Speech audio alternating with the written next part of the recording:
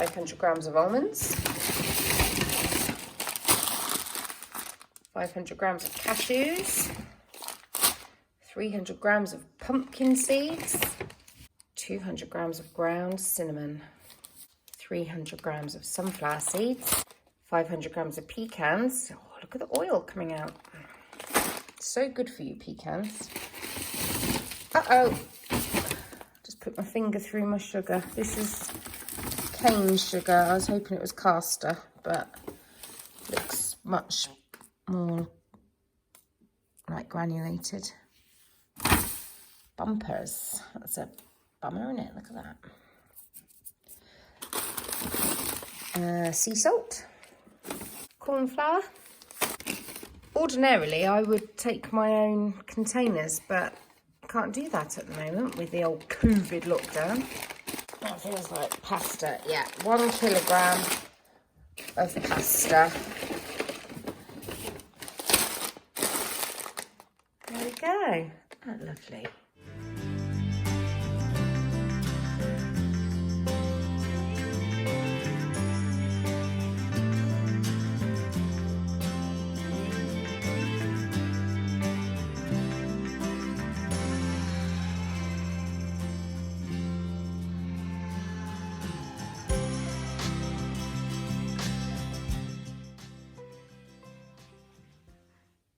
Are you enjoying your cosy den? Can you make me a real den? This is a real A den. blanket one. Well, do you want to come for a walk with the dog? I'm trying to fathom out where to plant my courgette because I always get powdery mildew. And I don't want it to spread to the rest of my stuff. By the way, I asked Papa Smurf, are you eating my turnips? And Papa Smurf says, no, I'm face down drunk as a skunk. Apparently it's the lace beetle, but I've also got ants, so could it be ants as well? But yeah, see, I told you he was drunk as a skunk. He's legless. Boom, boom. There we go, let's pop him there. He can keep an eye on things. Back to my courgette. I think I'm going to plant it around here somewhere. So I think I'm going to dig a hole somewhere around there because I'll be able to keep it more, it'll be a bit more cool and shaded there. Oh, I don't know. Hello. That sounded ridiculous. I just started chatting a second ago and I'm making granola. It's about to go in the oven and I tasted a little bit and I just had a little cough on a piece of a cashew nut. I'm cooking. I've been out in the garden. I've started pricking out some of my cosmos and calendula. And I've planted out my courgette, so fingers crossed for that. I never have luck with courgette. But hopefully, different location, different state of mind. And as I'm cooking now, I thought I would chat away to you about kitchen gadgets that I love. I'm sorry, Wolf's playing a computer game. He's so loud. Right, I've sorted him out. Kicked his head in. Just kidding. We're having meatballs tonight, but not in a tomato sauce. We're having it in a barbecue sauce with rice. Kind of feeling really uninspired with cooking at the moment. I know I'm only producing 2 meals a day, but it's just trying to come up with a variety and that everybody will eat.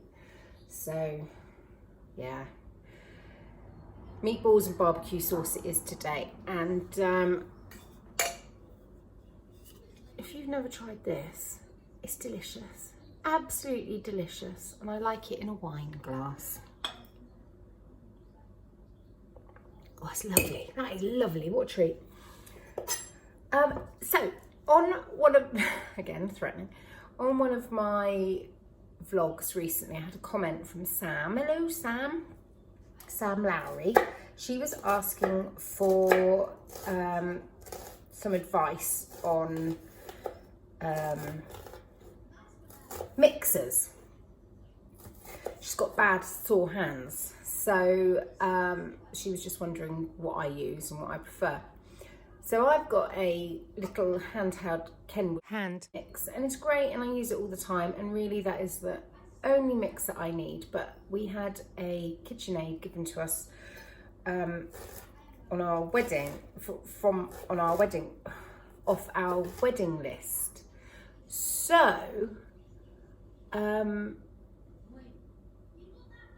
we only put it on the list because we thought, wow, we've got to fill up this list. I couldn't believe somebody bought it for us. You know, they're pricey now, they were pricey then, all those years ago. But it is still looking as lovely as the day I unboxed it, and it's never missed a beat. It is good, but now that I'm not doing sourdough the way that I used to do sourdough, isn't it silly? I have a tutorial showing people how I make my sourdough, and yet that's not how I make it anymore. I use Bake with Jack's method because I really enjoy the getting your hands in, rather than leaving a KitchenAid to do everything. And of course, when you're making bread, you don't need to knead it like that with a KitchenAid. It's not necessary. So I wondered if you guys would put your recommendations down for mixers, maybe mixers that can be handheld and static as well, stand mixers. That would be great. And then Sam also said, what other things do I use kitchen gadget wise that I love? She did say primarily for baking, but I actually don't bake as much as I cook, and I'm pretty basic really. So gadget wise, I do like my Magimix, and latterly I've started using the grater more, and it's got slicers. I've started to use the discs a bit more. I still haven't used the juicer. Yeah, I don't know. Don't know if I ever would really. So gadgets wise, I really don't have many. I have a waffle maker, I love that, and I have a popcorn machine. Well, I don't, that's Ted's. And that is it.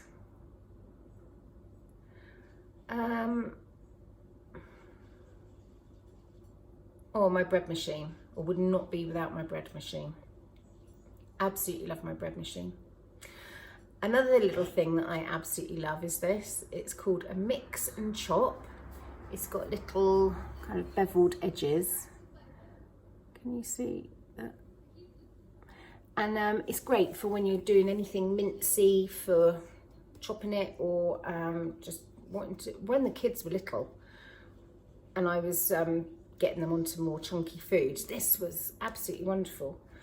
It's heat resistant, and you just mix and you chop, but it's monkey to get clean. Look, I've just noticed that that's not come out of the dishwasher very clean, so that's going to have to be dealt with.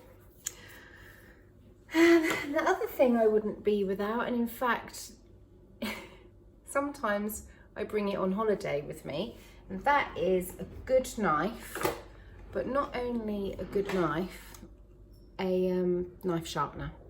I really like this, Any Sharp. So it's got this little base. Dogs are barking.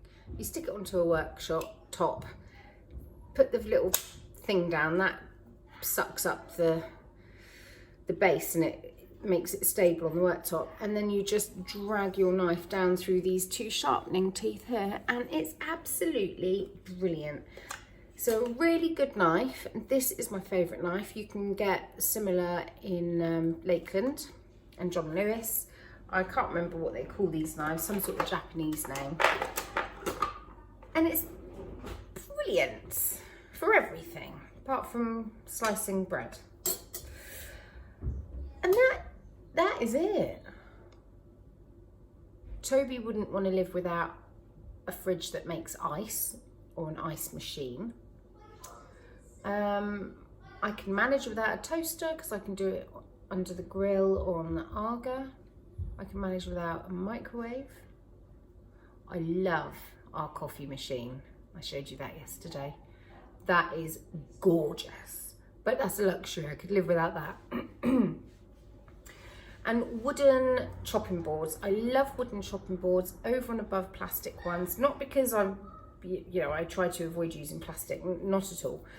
But because plastic ones, they kind of can go a bit frilly after a while. And as you're cutting, I don't want to ingest those little pieces of plastic. They are not good for your bowels. And as a person who has historically had a lot of trouble with her tummy, I would just rather eat particles of wood than particles of plastic.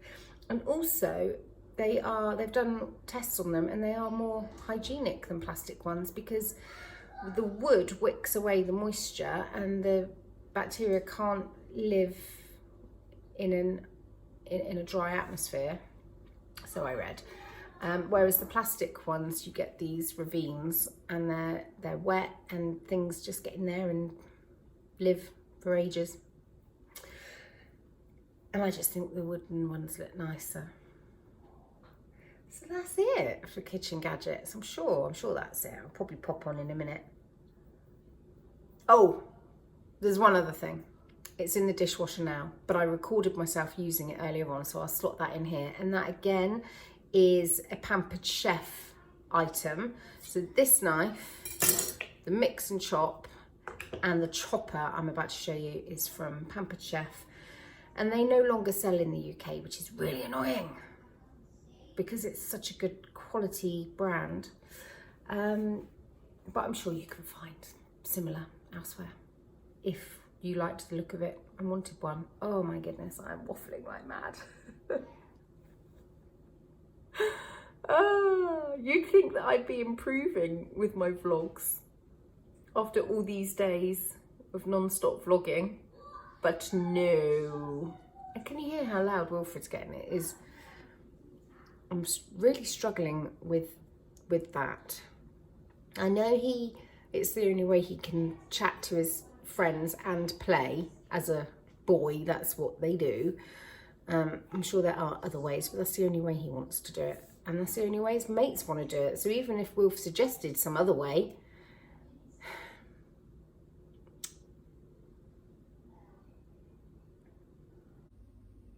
this is one of the few gadgets that I got rid of when I did a massive kitchen purge and found after a few years that I did miss it.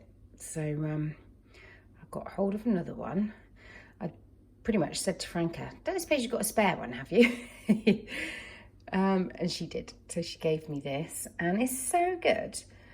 I'm just gonna chop up my almonds for the granola. I'll show you how easy it is. So I haven't explained what it is. It's a chopper. It's got these blades here. And you put this guard over the top. And then you put the casing on. And you can just go over a chopping board, or you can do it this way as well.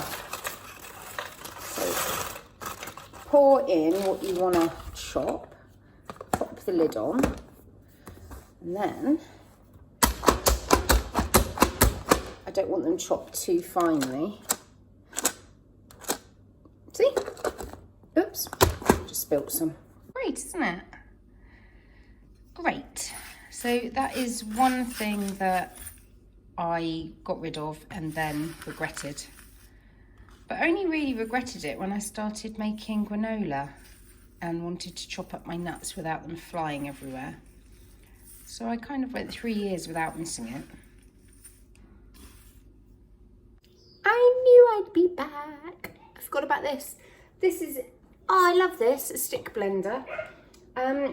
Mine's really old. It's beginning to fall to pieces.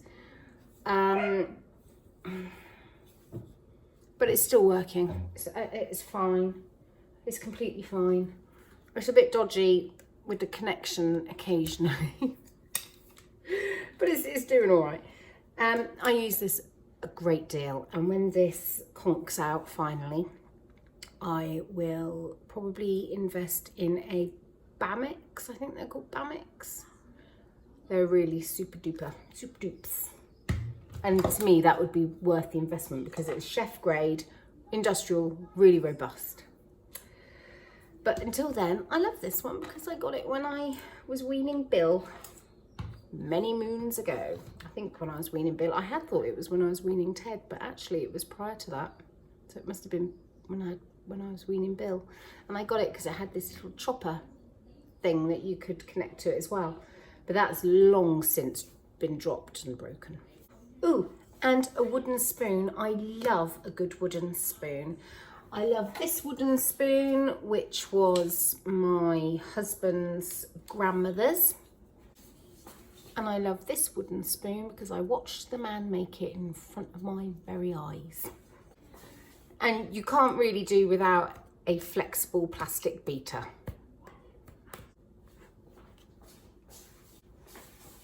I meant spatula.